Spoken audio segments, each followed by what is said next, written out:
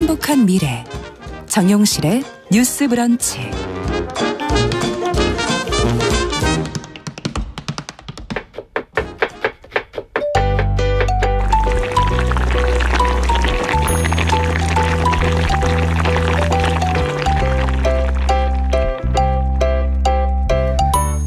네, 건강한 식탁 시간입니다. 오늘도 음식과 식문화에 관한 정보 재밌게 전해드리는 시간입니다. 홍신의 요리연구가 잘해 주셨어요. 어서 오세요. 네, 안녕하세요. 오늘은 버터 이야기를.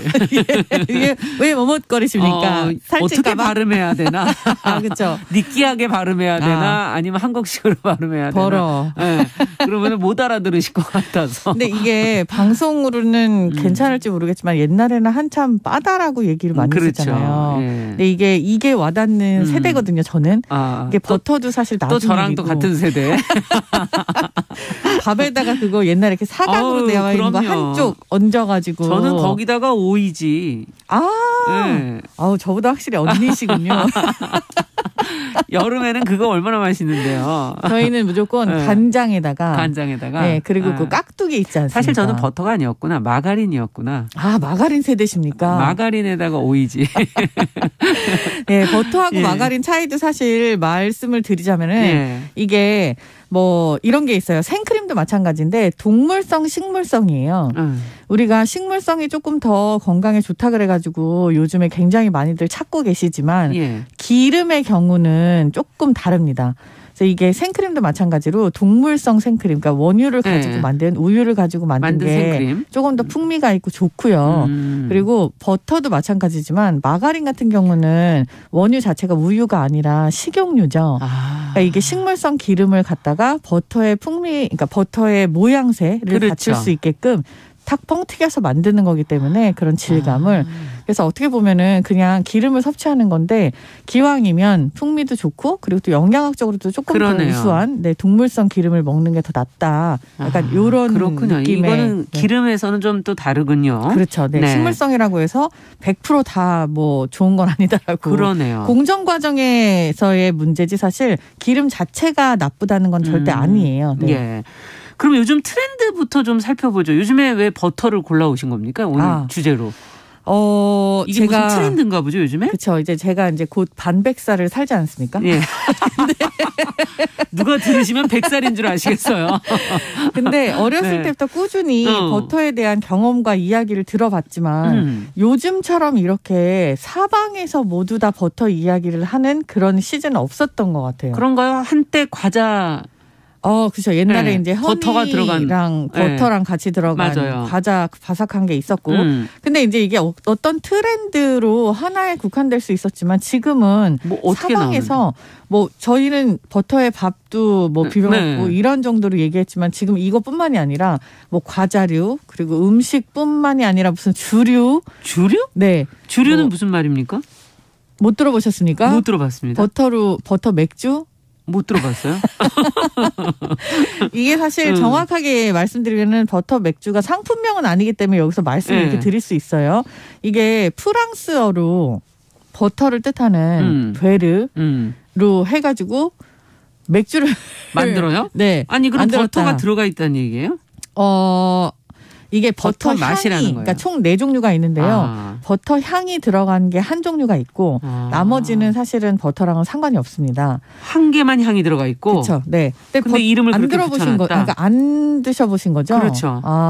이게 지금 편의점에도 굉장히 많이 있고요. 뭐 하루에 3만 몇천 개씩 팔릴 정도로 굉장히 인기가 많은 그런 어떻게 보면 진짜 트렌드예요. 아주 트렌디한 맥주 중에 하나고. 향이 들어갔다 그러면 바나나 맛 우유 뭐 이런 거. 네, 그런 것처럼 뭐 역시 저희 세대 목욕 후에 먹어야 되는 초코맛 우유 뭐 이런 거. 근데 처음에는 바나나 맛 우유도 바나나 우유였잖아요. 그렇죠. 근데 이게 맛이 들어간 게 마찬가지로 뭐 초코 맛도 마찬가지고 커피 맛도 그렇고 정확하게 그 재료가 안 들어갔으면 다 사용이 되거나 그 재료가 정확하게 기입이 되는 그런 게 아니라면은 상호에 쓸 수 없다라는 그런 규정 때문에 그렇게 된 거예요. 일단 맥주 말씀드리면요. 이런 게 있어요. 드셔보시지 않으셨다니까 뭐 이걸 이제 관능평가라고 얘기를 하긴 하는데 맛에 관한 얘기를 조금 드리자면 버터가 가지고 있는 특징 중에 하나가 굉장히 실키한 부드러움. 그러면서 그 풍미가 감칠맛까지 이어지는 굉장히 커다란.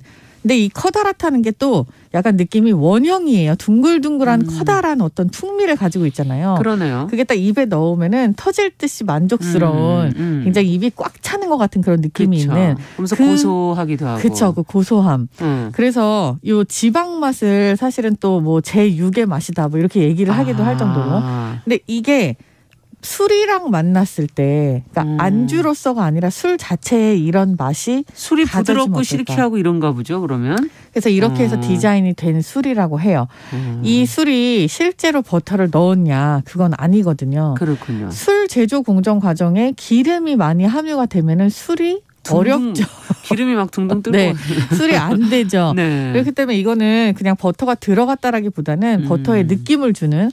근데 이게 이 회사 측 얘기를 들어보니 보통 맥주를 8일 정도 발효를 해야 되는 라거의 공정 과정보다 약간 덜 발효를 한다고 해요. 그러니까 5.5일 발효했을 때 그 향이 여러 가지 이제 복합적인 향이 나잖아요. 그게 약간 버터랑 비슷하다라고 해서 이걸 이름을 이렇게 붙였다라고 얘기를 해요. 발효 시간을 어떻게 하느냐에 따라 맛이 달라지는 거군요. 이거는 요리의 약간 과정이랑 똑같은 비슷하군요. 거죠. 그래서 굉장히 예민하게 이 부분을 찍어내서 그렇게 해서 트렌드를 만든 거는 사실이고요. 그렇군요. 이 브랜드를 가지고 지금 그러니까 뭐 약간 지금은 좀 나뉘었지만 처음에 이 버터를 가지고 아이디어를 가지고 브랜딩을 했었던 친구가 가수예요.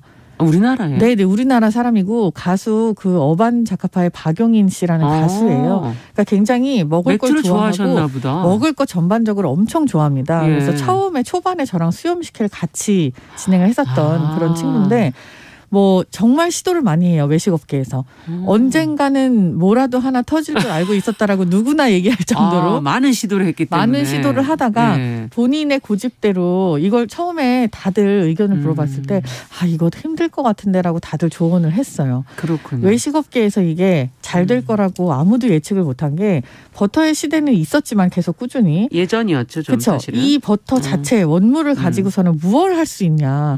약간 이런 상태에서 맥주를 히트시킨 장본인이에요. 야, 안 된다 그래야 된다 그러더라고요. 그게. 모두가 안 된다고 하는 게 보통 대박이 날 수가 있다. 예, 굉장히 큰 교훈입니다. 네, 저도 끝까지 열심히 밀고 나가겠습니다. 김치. 네. 근데 뭐든지 끝까지 열심히 그렇죠. 계속 해야죠. 네. 근데 이 버터 맥주가 되게 특이한 게 맛뿐만이 아니라 사람들이 쉽게 연관지을 수 없는 그런 정체성이잖아요. 도대체 기름하고 맥주가 만났을 때 무슨 맛이냐. 그렇죠. 궁금증을 유발할 수 있는 그런 굉장히 좋은 포인트를 가지고 있어서 그랬고 아까 그 말씀 하셨잖아요. 그 이름 이게 바나나 맛. 네, 옛날에 그랬잖아요. 바나나 우유였었는데 그 왜 바뀌었냐. 들어가야 된다. 실제로 지금 이 버터 맥주도 약간 위기에 처해 있어요. 이름에 관해서. 그렇죠. 이게 실제로는 웨레어예요. 베르라고 하는 프랑스어 버터를 뜻하는 비어 베르 맥주인데 근데 이 웨레어 이름 자체를 우리가 문제 삼을 수 있느냐. 지금 현재 법적으로는 뭐 그게 크게 문제가 없다. 이렇게 그렇겠죠. 얘기가 나오나 봐요. 웨레어이기 때문에 전체적으로. 근데 실제로 이 웨레어가 버터를 뜻하는 거면은 그게 문제가 될 수 있지 않느냐 해서 이걸 지금 논의 중이라고 합니다. 그렇군요. 네.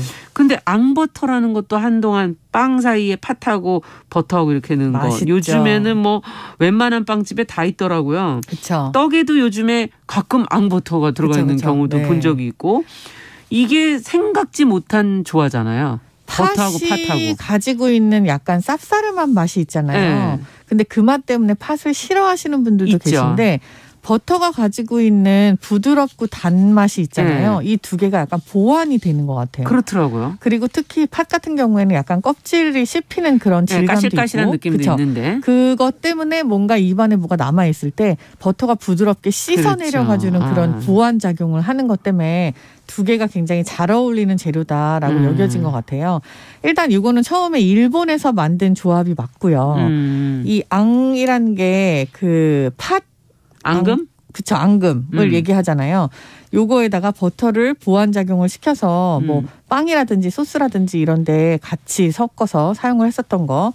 그거를 한국의 어떤 제과 기능장 분께서 가지고 들어와서 처음에 시험 삼아서 이렇게 조화를 했던 게 데이트를 치게 된 거라고 해요. 팥하고 버터뿐만이 아니라 버터는 실제로 약간 산미가 있거나 질감이 있는 재료들하고 다 잘 어울려요. 어떤 게 있어요? 예를 든다면? 뭐 호두를 빻아서 버터에다가 견과류 같은 걸 같이 섞어서 먹는다든지. 그것도 맛있겠네요. 미국에서 굉장히 데이트를 친 것 중에 하나가 딸기를요. 잼 형태 가까이도 아니에요. 약간 산미가 있도록 딸기 콤포트를 조금 레몬을 넣고 만든 다음에 그걸 버터랑 섞어서 딸기 버터를 만들어요. 이거는 예전에 해먹은 거 아닙니까? 딸기잼에다 그 마가린을 같이 그거를 바르는 걸? 이제 편하게 딸기잼에다가 이렇게 해 먹을 수 있죠. 네. 근데 이게 단짠의 조화일 수도 있고 그렇죠. 이렇게 보완 작용이 되는 2가지 3가지 재료를 섞었을 때 서로 급상승하는 게 있는데 그 급상승의 악셀레이터를 밟아주는 게 어떻게 보면 버터예요. 이게 지방이면서 여러 가지 복합적인 맛과 영양을 다 가지고 있기 때문에 앙버터도 그래서 지금 뭐 호두 과자에 들어가고 그렇죠. 또 빵에도 들어가고 떡에도 들어가고 지금 안 들어가는 데가 없죠.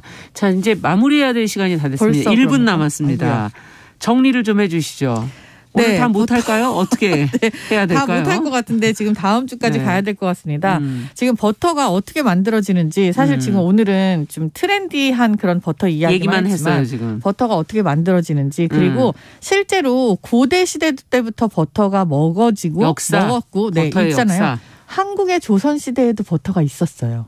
우리나라 왕들은 얘기네요. 버터를 먹었습니다. 그래요? 네.